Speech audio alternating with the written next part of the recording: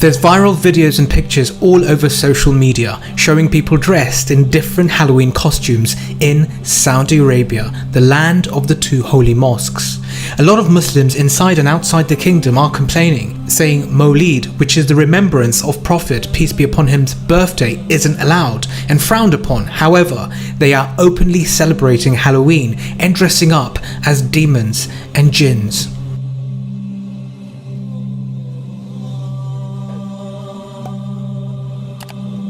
Shopping centres across the country are selling Halloween-themed costumes and decorations, whilst bakeries and supermarkets are taking advantage of the pumpkin season by selling Halloween-themed items. Halloween and other non-Islamic festivals used to be celebrated in Saudi Arabia very quietly until Crown Prince Mohammed bin Salman announced the Vision 2030. Crown Prince Mohammed bin Salman has said that Saudi plans to receive up to 30 million foreign tourists annually by 2030, and religious pilgrimage is not at the top of his agenda. Since last year, the Saudi authorities have invested at least $35 billion in the development of the tourism industry and infrastructure targeting the Western crowd. They have big ambitions to create a chain of luxury beach resorts on 50 red islands where Western tourists will be allowed to wear bikinis and shorts, as well as new futuristic metropolis called Neom, with a robotic control and service system, green energy, and most importantly, own local laws and no Sharia law. The total cost of this standalone project, which Riyadh plans to outshine Las Vegas, is estimated to be at $500 billion. But of course, celebrating Halloween or even lifting the ban on alcohol, which is bound to happen in the future, and investing in infrastructure to welcome foreign tourists will not be enough. The United States will continue to push Saudi Arabia till Islam becomes a private affair confined to people's houses only.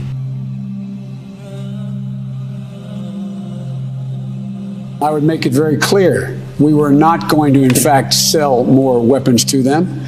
We were going to in fact make them pay the price and make them in fact the pariah that they are. The West continues to press Saudi Arabia in regards to violations of basic human rights, and Saudi Arabia remains the only state in the world where dozens of public executions are officially performed every year, and mostly done without a fair trial. This is a kingdom that doesn't tolerate freedom of press and remains one of the world's largest jailers of journalists, many of whom haven't been told for years what they were guilty of. All these things are leashes which the West has around the Saudi neck, and the Saudi monarchy will continue to ignore the Muslim world and pivot towards the Western camp in due course. All this so-called modernization and liberalism in Saudi Arabia is just the beginning. It's making the country ready for the Antichrist, Dajjal, and they say women will be the first to run towards Dajjal, and it's already happening.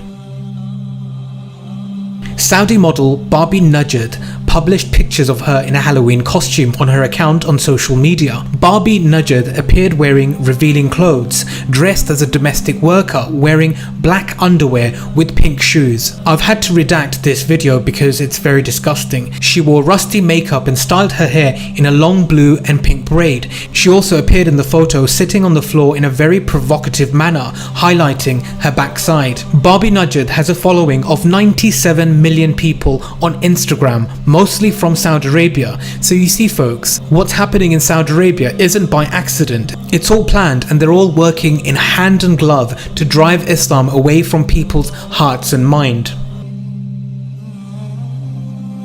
But as Muslims, we've been warned that the horn of Satan will rise from Najd.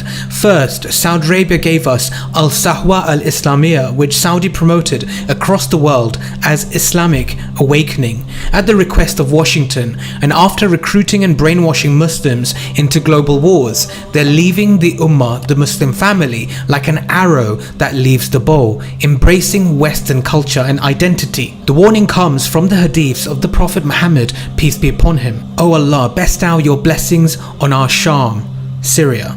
O Allah, bestow your blessings on our Yemen. The people said, O Messenger of Allah, and our Najd?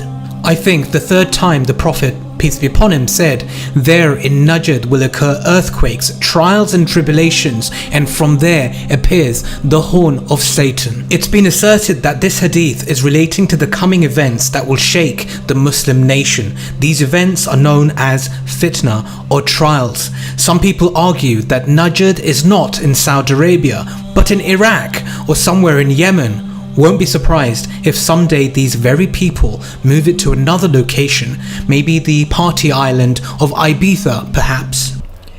Dajjal, the Antichrist, will have tremendous power. He will possess luxury and prosperity unimaginable by ordinary standards. He will have his own hell and his own paradise on earth. His wealth will ceaselessly increase.